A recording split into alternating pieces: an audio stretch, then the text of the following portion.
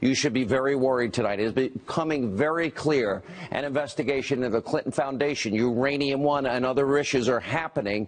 Also tonight, we will explain a Hannity investigation into crooked Hillary Clinton's web of corruption. You see all this? We'll explain that. I promise you, information you will not get anywhere else. We will connect the dots for you. We'll tell you how all roads in the major Democratic scandal lead back to one person, Hillary Clinton. She is at the center of everything. We will break it all down. We have a lot to get to, so let's get started tonight. A very important breaking news opening monologue. All right, as you can see, we are at the Hannity Big Board tonight for a very special reason. Tonight, you see all this? All this here? We're going to untangle the giant web of Clinton scandals and corruption. It's unlike anything we have ever done on the show before. It's coming up in just a few minutes. But first, the Attorney General, Jeff Sessions, he appeared to downplay the idea of appointing a special counsel to investigate the corrupt Uranium One deal and the pay-to-play Clinton Foundation issue. However, sources are telling me tonight Sessions may in fact not be revealing all of his cards. Now, I can tell you this tonight from what I am hearing. Investigations may already be underway, and things apparently are moving very quickly. Now, keep that in mind while you listen to this exchange between Ohio Congressman Jim Jordan and the Attorney General Jeff Sessions about appointing a special counsel. Watch this. What's it going to take, if all that, not to mention the dossier information, what's it going to take to actually get a special counsel? It will take a factual basis that meets the standards of the appointment of a special counsel. Is that analysis going on right now? Well, it's in the manual of the Department of Justice about what's required. We've only had two. The first one was the Waco, Janet Reno, Senator Danforth, who took over that investigation as special counsel, and Mr. Mueller. Each of those are pretty special factual situations. Let me ask it this way. And we will use the proper standards, and that's what only thing I can tell you, Mr. Jordan. Well, I appreciate that. You can have your idea, but sometime we have to study what the facts are and to evaluate whether it meets the standard. Well said. So let me ask you this. If in fact, a special counsel. All right, now the Department of Justice has since put out a statement tonight to further explain Attorney General Jeff Sessions' comments. It says, quote, the Attorney General was clarifying the legal basis for appointing a special counsel, not passing judgment on whether it applied in any specific investigation. Now, that statement and Sessions' testimony today is crucial in all of this. Now, Sessions is explaining that just because a special counsel has not been appointed, that does not mean that it won't happen and that the threshold for one won't eventually be met. Now, look, we've been exposing these massive Clinton scandals and, frankly, I believe crimes on this show for over a year. Yes, it's frustrating. People are getting impatient. I totally understand why Congressman Jim Jordan was pressing and demanding answers to important questions. We all want the truth. There needs to be an investigation because we know laws were broken. We know crimes were committed. The evidence is overwhelming. It's incontrovertible. Now, with all that said, things are happening that we can't reveal all the information tonight, but here's what I can tell you. If you listen very closely to Sessions today, he is suggesting that it would take, quote, a factual basis that meets the standards of a special counsel in order for the DOJ to make that type of appointment. Those words, I can assure you, were carefully crafted. Now, sources told me earlier this month, and we reported it right here on this show, that Sessions has not, hear me, has not recused himself in the Uranium One scandal. And if there's an ongoing investigation, Sessions isn't going to, can't reveal all that in an open setting in front of Congress. Now, we're going to have a lot more to say about these things in coming days. Now, Congressman Ron DeSantis, he also had a very interesting exchange with the Attorney General today. Watch this. In the past, did the FBI or DOJ inform either President Obama, Secretary Clinton, or any cabinet secretary that it had uncovered evidence that Rosatom's main U.S. executive, Vadim Mikirin, was engaged in bribery, kickbacks, and money laundering before the Obama administration approved the Uranium One sale in 2010? Is that the Mikirin matter, the matter that was prosecuted in Maryland? 2014, but there was an informant in 2009, 2010. The FBI had evidence of bribery, kickbacks, and money laundering. Was that information conveyed to any of the relative people on the CFIUS board? Clinton, other cabinet secretaries, or was it given to the president? The way I understand that matter is that the case in which Mr. Mickerin was convicted was not connected to the CFIUS problem that occurred 2 to 3 years before. All of that should sound very familiar because it is exactly what the facts are. What we've been telling you on the show for months, that Vladimir Putin and his agents, they orchestrated a bribery, kickback, money laundering, racketeering scheme, all in an attempt to get a foothold in America's uranium market. Now, this, of course, was all going on while Hillary Clinton and the Obama administration were signing off on that corrupt Uranium One deal. Yet nobody did anything to stop Putin and his plan. Now, there's so much important information that we need to explain tonight, and we're going to untangle this web of Clinton corruption and show you how all of it is connected. All right, let's start right up here with the Uranium One scandal. At the very center of this, we have, of course, Hillary Clinton. Now, in 2010, Clinton was serving as the Secretary of State. One of her responsibilities was, as the head of the Department of State, to serve on a committee of foreign investment in the United States. It's known as CFIUS. Now, it was made up of 9 officials from different departments in the federal government. They were tasked with reviewing foreign investments in U.S. companies and resources. One last point here. You see all of this. Now, remember, we don't have enough uranium in this country. We have to import uranium. Now, another notable Obama official that was serving on that board was the Attorney General. That's Eric Holder. And together, along with 7 other Obama officials, well, on this government board, they approved the sale of a company called Uranium One to a foreign nuclear energy company. Pay close attention here. Watch all of this begin to unfold. Now, Uranium One was a Canadian-based uranium mining company, and it controlled an estimated 20% of raw uranium in the United States. By the way, we don't have enough. We import it. In other words, 1/5 of America's supply of the foundational material used to make nuclear weapons, and we import it because we need it. And the company that Hillary Clinton, Eric Holder, and other Obama officials allowed to buy Uranium One. It's called Rosatom. That's a Russian state-run atomic energy conglomerate. That's controlled by Vladimir Putin and the Russians. You know, the bad actors, the hostile regime. Now, to put this simply, then Secretary of State Hillary Clinton and others, 9 total, approved a Russian takeover of 20% of America's uranium supply in 2010. Now, it's all while Vladimir Putin was becoming more and more hostile on the world stage. Why would anyone, let alone members of our government, think it's a good idea to let Putin control 20% of our uranium supplies when we don't have enough? It never made sense. It still doesn't make sense. It's not like America has a lot of uranium to begin with. Guess what? Hillary Clinton, Eric Holder, if you look at all of this up here, and the rest of the Obama administration, I argue created a national security crisis. This is insanity. And then in 2010, during the very same time that the Uranium One deal was being reviewed by the government board, former President Bill Clinton, he sought approval from his own wife's State Department to meet in Moscow with high-ranking board members of this group, Rosatom, that controls all their energy there. The request was made while Bill Clinton prepared to give a $500,000 paid speech in Moscow, twice his usual speaking fee. The bank involved, by the way, had a financial interest in all of this, Uranium One, and it was called Renaissance Capital, and they have links to the Kremlin, and it was actively lobbying for the Russians to take over Uranium One. Now, ultimately, the speech took place, but meeting with Rosatom never happened. Instead, Bill Clinton just sat down with Vladimir Putin himself. Now, the last piece of this web of corruption is the Clinton Foundation.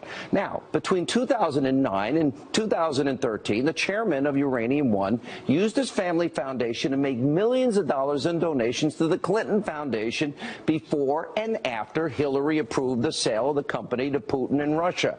And that's not all. Other Uranium One investors, guess what? They also donated millions of dollars to the Clinton Foundation. Now, where I come from, that sounds like a quid pro quo. That's what we call pay to play. Now, look at all of that. You see that? Okay, that's only part of it. Now let's turn to the second ongoing Clinton scandal. Now, no matter how much Hillary Clinton deflects and ignores this issue, the scandal surrounding a private server will not go away because she broke the law and she got away with it. This all started in 2008. Private server, email account, set up under the name of a former Clinton aide. In 2009, Hillary Clinton becomes Secretary of State. She uses that personal email account to conduct official State Department business where she sent and received top secret, special access program, classified information. You're not allowed to do that. This came to light in 2015 after the House Select Committee on Benghazi subpoenaed Hillary Clinton's emails related to the Benghazi terror attack. Following the subpoena, an employee of Platte River Networks, that's that small mom and pop shop in a bathroom tech company, well, they were responsible for servicing Hillary Clinton's private server. And let's see, they deleted, what, over 30,000 emails using something that's called BleachBit. It's like acid washing your hard drive. Then, once all of this was revealed, and because of concerns that Hillary may have mishandled top secret government information, the FBI actually opened a criminal investigation to find out what's going on here. You're not allowed to do this. The person in charge of the investigation was then FBI Director James Comey. See how this is all beginning to come together here? Oh, pretty interesting. Now, during the course of the investigation, the Attorney General, Loretta Lynch, asked James Comey, hey, don't call this an investigation. Call it a matter. Oh, take the Clinton talking points, and Comey willfully complied. Then 1 week before James Comey announced the FBI's decision on whether or not to pursue charges against Hillary Clinton, then the Attorney General, Loretta Lynch, who you can see right here, and former President Bill Clinton, you can see right there. They had that meeting on the tarmac for a private meeting lasting 40 minutes. When pressed about it, Lynch said, oh, we were only talking innocent small talk about golf and our grandchildren. And then after a week of this meeting, a week after, Comey announced the FBI would not recommend charges for Hillary Clinton, even though he spent a good 13 and a half minutes explaining how Clinton had top secret, a special access program, classified information stored on that unsecured server that anyone could have hacked. And by the way, we believe 5 foreign intelligence agencies did. And we also since found out that the original draft of Comey's announcement, well, it described Clinton's actions as grossly negligent. Okay, that is the legal standard. But then after 3 drafts, it was changed to extremely careless. They didn't want to cite what the actual law said. And we also know that Comey made his decision not to recommend charges against Clinton before he ever interviewed the key witnesses in the case, including Clinton herself. The fix was clearly in. And that's why all of this here needs to be investigated. Look how important, look how this all begins to tie together. One common thread: Hillary Clinton. Now, our third scandal involves Fusion GPS and the fake news Russian propaganda anti-Trump dossier. Now, of course, at the very center of this scandal, there you go, it's Hillary Clinton again. And during her failed run for the White House, the Clinton campaign paid millions and millions of dollars to a law firm. It was named Perkins Coie for legal fees. Now, the Clinton-controlled DNC also paid millions of dollars to the same very law firm during that same period. A lawyer within the firm then employed a consulting company, you've heard about it, Fusion GPS, which in turn utilized the services of a former foreign spy. There's Christopher Steele. Steele used the current and former Russian government sources to create the now infamous, totally discredited, fake news, Russian lies, propaganda, misinformation dossier. That was all in an attempt. They paid for it, she paid for it, to influence you, the American people, and the election, and lie to you and propagandize to you. Now, prior to the election, this dossier was secretly shopped around, eventually ended up in the hands of Senator John McCain. McCain passes the document to the FBI Director, James Comey, and now there are concerns that this fake dossier was used as evidence in order to justify a Russia collusion investigation into the Trump campaign. In other words, was this dossier actually used in a FISA court to get a warrant to surveil the Trump campaign or an opposition party? This dossier was not made fully available to the public until BuzzFeed ended up publishing it on January 10th of 2017, well after the election. Well, now we turn our focus, see this? Another one, another troubling scandal, and questions that are raised over a former Democratic IT staffer. Now we begin this time with Florida Congresswoman Debbie Wasserman Schultz. Change of pace, one of Hillary Clinton's top allies in the Democratic Party. Now, she employed an IT staffer named Imran Awan. Now, Awan and several of his relatives, all right, they all worked for congressional Democrats as IT IT staffers for years, and they reportedly earned between $2 and $4 million, all while having access to House servers. And earlier this year, well, news broke of an investigation into Awan and his family. They were double billing. How did they do that? And stealing House equipment. Democratic lawmakers rightly fired Awan and his relatives, and he was denied access to the House servers. But as Fox News has reported, Debbie Wasserman Schultz, she kept him on her payroll. Then in March of this year, Awan's wife and their children flew to Pakistan, where Awan had been sending a lot of money. And finally, Awan was arrested in July at Dulles Airport in Virginia. He was trying to board a flight to Pakistan and was charged with bank fraud, all while some fear that he was responsible for exposing House Democrats' information online. Now, meanwhile, Debbie Wasserman Schultz is defending her decision to keep this guy on the payroll despite the fact that he was under investigation and only fired him after his arrest. And now, in tonight's final, if you will, scandal, we have more shocking evidence when it comes, she's back, to Hillary Clinton as it relates to the fix being in.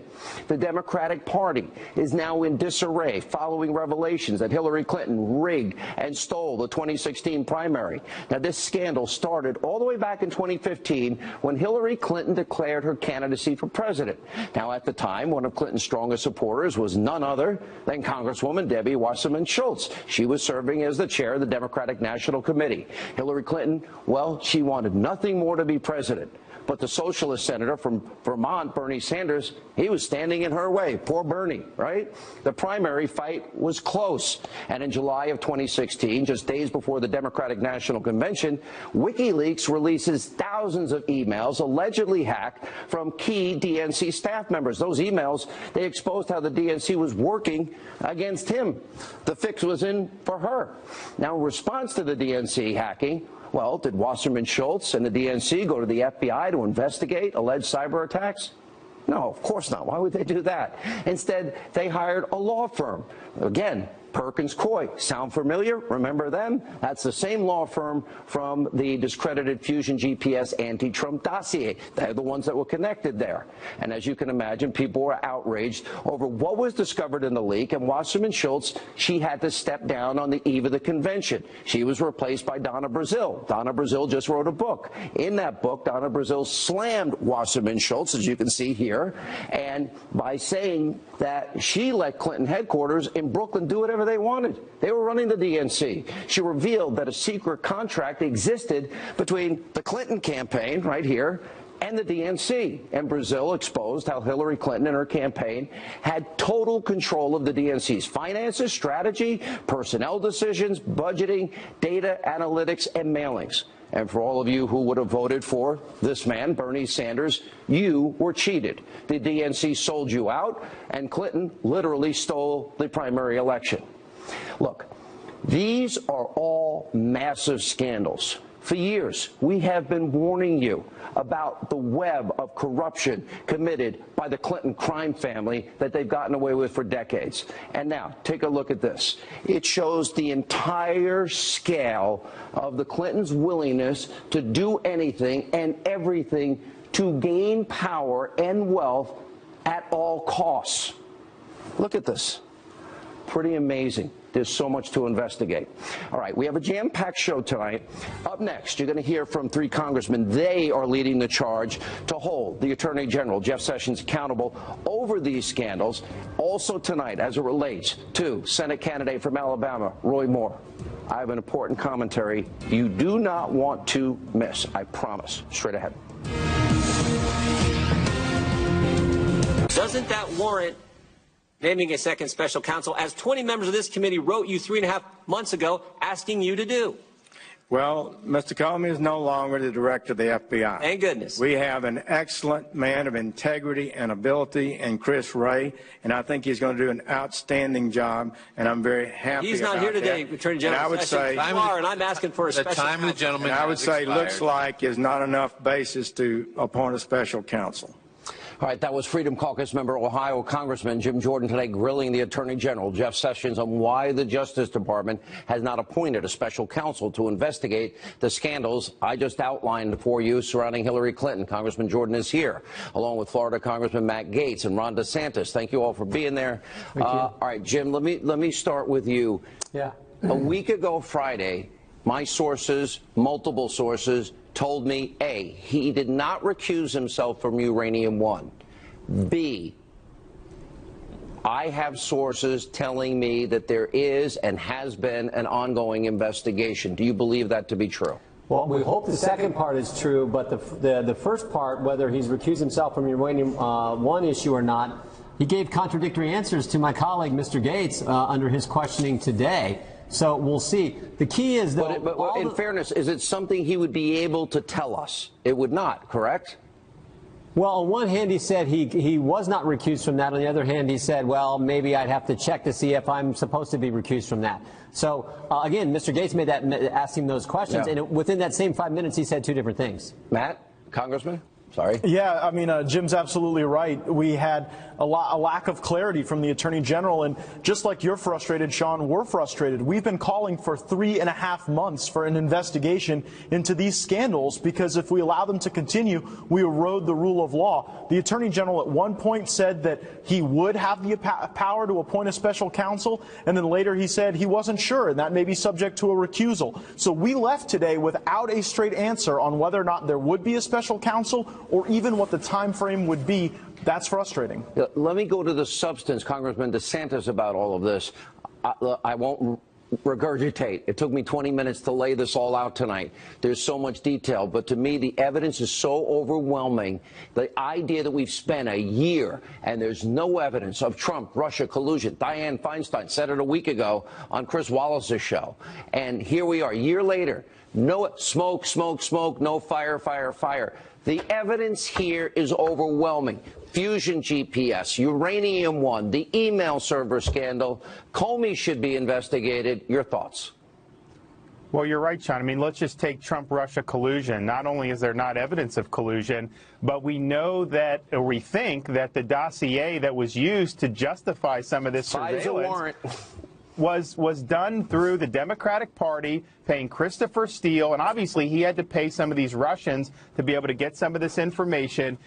We need to know, and Jeff Sessions would not answer, whether the FBI paid Christopher Steele for that, how much did they pay him, and whether they used it for the FISA warrant. Don't we have a right to know? Doesn't the American taxpayer have a right to know if they paid this guy that paid Russians for salacious lies about Donald Trump to influence the election and the American people, to propagandize, lie, misinformation, distort? Don't we have a right to know? I think we do. Absolutely. Well, Sean, that would be the... This is the American taxpayer. We need to know what the FBI is spending money on, and if you look at it, if, in fact, this was Democrat Party funded, you have the FBI working with one political party against another, and, oh, by the way, in collusion with Russians who are providing this information. And, Congressman Jordan, it's the very thing they've said that Donald Trump did, and they have no evidence. Won't be the first time the left accuse us of what they're actually doing. Look, we don't know if this happened for sure, but everything points that way, and Ron's exactly right. If one major party is working with, financing and working with the FBI to go after the other major party, taking a National Enquirer type document, turning it into an intelligence document to spy on Americans associated with President Trump's campaign, that is as wrong as it gets. And again, if that doesn't warrant investigation, if that doesn't warrant a special counsel to look into it, I do not know what does. To me, Congressman Gaetz, it is this serious. Are we going to have in America today a dual justice system, or are we going to have equal justice under the law? Because if I deleted 33,000 emails that were subpoenaed by Congress, if I used BleachBit, if I destroyed devices with a hammer, how does the FBI Director Mueller at the time know Russian agents of Putin are trying to corner the uranium market? We have to import uranium. We don't have enough. 9 people sign off on this thing. Then you got the transfer of money with people involved back to the Clintons. And then they funded a phony dossier full of Russian lies to hijack an election. And now we know she already hijacked a primary. The poor Bernie Sanders. He got ripped off. It was rigged from day one. Sean, you're absolutely right, and this is what makes the American people sick. This notion that there is one set of rules for the Clintons and another set of rules for everybody else. And is you this look at this happen? investigation. When we look at this investigation, you've got the very people who may have been involved in keeping information from Congress, keeping information from the CFIUS process, but they're in the process of investigating the President of the United States. They're undermining our democracy now when they very well may be witnesses to the actual collusion with one of the participants in the 2016 election, Hillary Clinton. This better happen. Last word, Congressman DeSantis. Well, I think everything you laid out, Sean. Uranium One, we are working hard in the Congress. We're bringing the informant in. We're going to get his documents. We're going full bore on that. We will get the stuff for Fusion GPS. They're going to have to turn that over. And then finally, Comey and his memos and how he exonerated Hillary. We're getting all of that information, and we can't let up. All right, guys, thank you. We're not letting up. All right, when we come back, we will continue to give you news and information and facts you can't get anywhere else, sadly, because the news media in this country is so abusively biased. We'll check in with Peter Schweitzer. He first broke the Uranium One story. Sebastian Gorka will weigh in. Tonight, I have a very serious, important announcement about Roy Moore as we continue.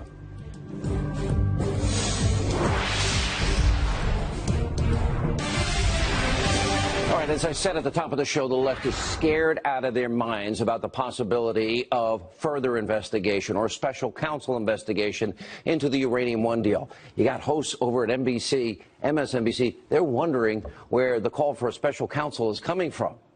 You're going to love this. Take a look.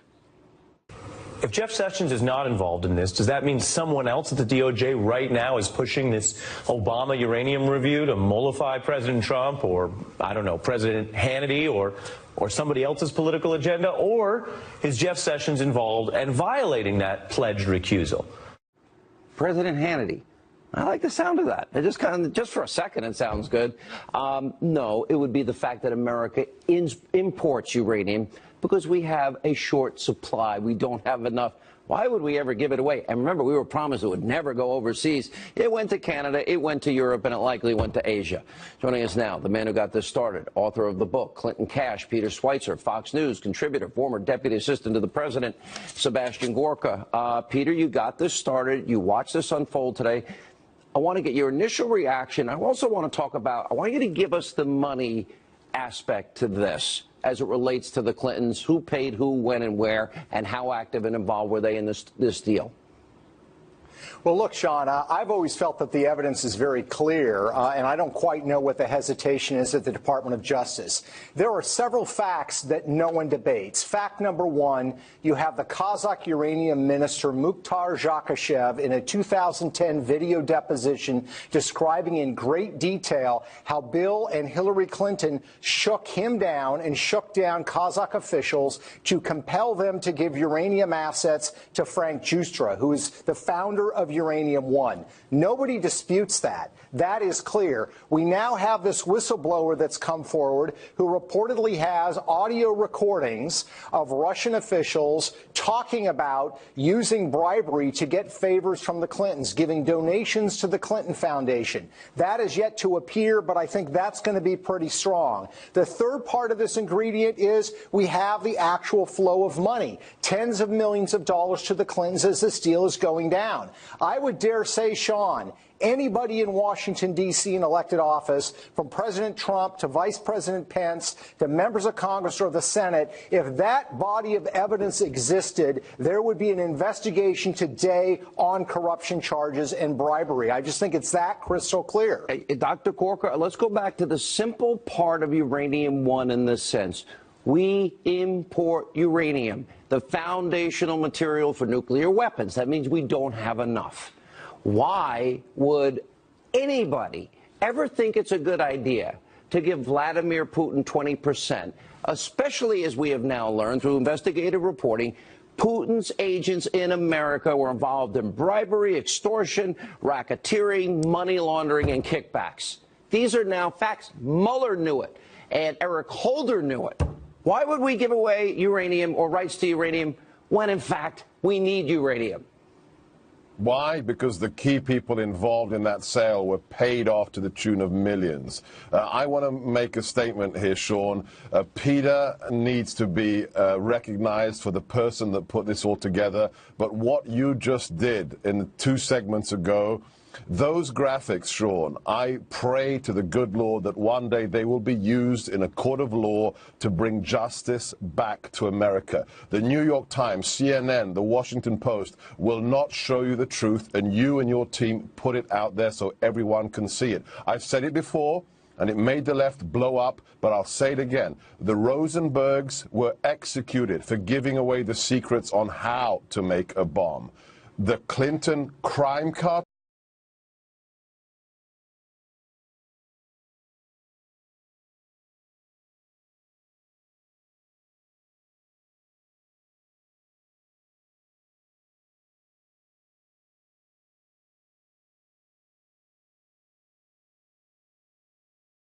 Informant. That means Holder had to know.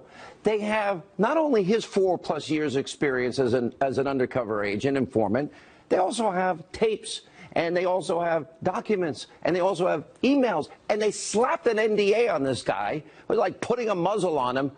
Wait till he now discloses this. I'm imagining this is devastating. Sebastian first. Look, you've done the amazing mapping of all the corruption, the pay-for-play, the email server and everything else. You can do it again with simply network analysis. Look at who was in key decision-making positions for the last 8 years. Look at the connections between the directors of the FBI, Comey, Mueller. Look at the AGs, Holder, Lynch. Look at who, this is really important. Look at who Rod Rosenstein's best buddies are for the last 10 years, and the fact that he's still at the top of the Department of Justice today in a Trump administration. Just the network analysis tells you that there is something rotten in the heart of Denmark, and it is now time to clean it out. It is so extensive because I keep talking about this dual justice system, Peter. It is the dossier, propaganda, bought and paid for by Hillary, the DNC, uranium. It doesn't make sense to give away our uranium, ever. I'll give you the last word. Yeah, you're exactly right, Sean. And look, the Clinton defense thus far has been pitiful. Essentially, they say, first of all, well, 9 government agencies reviewed this. It's no big deal. That has nothing to do with bribery. The fact of the matter is bribery exists whether it's a close vote or not. The second defense is Hillary Clinton saying that she was not involved in this decision. I'm sorry, but she does not have a great track record of speaking the truth. And the person that they sort of prop out, Assistant Secretary of State Fernandez, to say she was not involved in this decision 4 days before he first made that statement, Sean. He's in the Podesta email saying he wants to do whatever he can to help Hillary Clinton get elected. He's not a disinterested party. This has to be investigated. Media's been so wrong. The day of vindication is getting closer and closer. Mark my words. Jay Sekulow, John Solomon, Sarah Carter are next. And I have an important message tonight. New developments in the Roy Moore case. You don't want to miss what I have to say. It's too important. Straight ahead. As we continue tonight on Hannity here with reaction to today's hearing with the Attorney General, Jeff Sessions, Attorney for President Trump, Jay Sekulow, The Hill's John Solomon, Circa News' Sarah Carter, and of course John and Sarah have been at the forefront of this investigating reporting on all of these issues. Jay is an attorney. First, let's get your reaction. Made the point. Go ahead. Jeff Sessions made the point both in a letter that was sent by the Department of Justice to the committee, as well as in his testimony, that they are going to be looking at these issues that have been reported now extensively involving Uranium One and the Clinton Foundation. I think what's interesting here is there's a lot of discussion about whether there'll be an appointment of a special counsel, and there may be. May be determined under the Department of Justice guidelines that a special counsel is necessary to evaluate that because of the FBI, Department of Justice, role in the approval process on Uranium One. So it raises the specter of the possibility of a need for a special counsel here. But I think, look, the Department of Justice is obviously looking at it. It's serious, and I think that's good for the country. People need answers. And, John, you reported with Sarah way back when. You went right through it. that, in fact, by the way, Sarah's mic's down, so we were trying to fix her audio. Sarah, you're on television. Don't do that. Oh, you're back? Sorry about that. I'm back. No, I can hear you now. We lost Sarah's audio. I'll ask John first, and we'll check your audio again. All right, but John, from the very beginning, is it possible when you first reported on warrants, FISA warrants, other warrants, that maybe the phony dossier was used? Maybe, that would be bought and paid for lies used in a court to surveil an opposition candidate. Could it get that bad? Well, the Senate Judiciary Committee, Chairman Chuck Grassley, asked this question months ago, and the FBI and the Justice Department have yet to answer the question. And I think people want to know that answer. There were two things that struck me about the hearing today. First, General Sessions said there were 27 criminal leak investigations. Finally. A 300% increase over the 9 that had been done in the 3 years before. Does 300% sound familiar, Sean? Remember back in the summer when Sarah and I were reporting the total number of searches on American records? 300%. That's what happens when Americans' records get unmasked, they get searched, the temptation to leak increases. Listen. Second thing, Yeah, he fumbled. Finish. Go ahead. Go ahead. Yeah, he fumbled the entire factual basis of understanding why the nuclear bribery case is related to the decision on Uranium One. Someone needs to brief him on the facts. In 2009, the FBI had the criminal evidence way before the prosecution in 2014. And the question is, what did they do with that information? And Sarah, they had that information in 2009, a year and a half before Uranium One happened. And this is where Mueller gets caught up in it, Rosenstein gets caught up in it, and Eric Holder gets caught up in it. And how can they be investigating anything Russia at that point? Well, that's right, Sean. And not only that, you think about this. You have the informant who is undercover. At least for 15 months, they had been investigating this. They had ample evidence at that time. And enough so that according to the informant's attorney, the informant himself, it was being briefed all the way up to the top. We believe even to President Obama himself. So I think the question is this. Why wasn't CFIUS aware of that when they made their decision? And apparently they weren't. I mean, this is the reason why we need an investigation. We need to see how far this went, who was informed, who was not informed, and why. And I think that as we start moving closer and closer to the informant's testimony, John made a very good point. It did not seem that Attorney General Sessions was aware of all the facts of this case. Let's talk about this informant. 4+ years, FBI informant. Documents, tapes, firsthand knowledge, emails. And he was stunned, if I'm not mistaken, Sarah. Why didn't they do anything with this? Well, exactly. And remember, this isn't an informant that they had to strong arm. This isn't somebody that did something wrong that the FBI got to turn around. I mean, this is somebody who approached the Justice Department and said, I have information. I know what's going on. I'm a patriot. I want to deliver that information to you, and I want out. And it was the Justice Department and the FBI who asked him to stay on. Please stay on. Please continue to help us build a case. And he did. And he did for 4 years. Jay, what's your reaction? Well, let me go back to something you said earlier that I think has to have everybody concerned here. And that is, if in fact FISA warrants were issued by a FISA court based on the Steele dossier, we've had a fundamental miscarriage of justice and puts a serious risk into our whole constitutional basis upon which these courts are supposed to operate. A paid-for dossier that's been discredited becomes the basis not just of a warrant, but of a foreign surveillance warrant, a FISA warrant, foreign intelligence surveillance warrant, that included Americans that ended up getting unmasked. Would any of this be admissible if that were true? Well, I would be filing motions to quash all of that evidence and suppress all of that evidence, and I'm sure if that comes up, lawyers will be doing it. But the fact that that may have happened, if in fact it turns out that that's the case, Sean, wow. I think we've reached a whole new level of a constitutional crisis. John.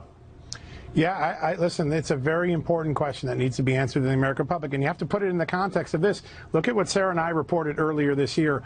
All of the violations that the NSA, the FBI, and the CIA at the very end of the Obama administration suddenly dropped on the court. You take that, the possibility that maybe a dossier was used for some form of a warrant support. They're really important integrity questions, and I think the public deserves to know, and I think Congress is trying to get the answers. Final word, Sarah.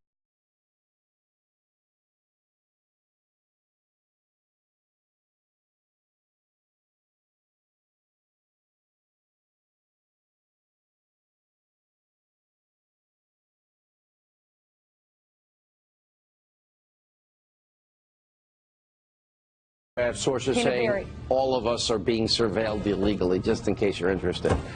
Just telling you. Anyway, hope that's good news. All right, I have a very serious announcement. It deals with Roy Moore. When we get back, you don't want to miss it. All right, welcome back to Hannity. Before we close tonight, I want to address the new, very serious sexual misconduct allegations against Judge Roy Moore. If you watch this program regularly, you know I do not and will never rush to judgment, because we have seen the media and politicians get it wrong so many times. I've outlined all of that. Now, in light of new information about Judge Roy Moore, we have to address this issue again tonight.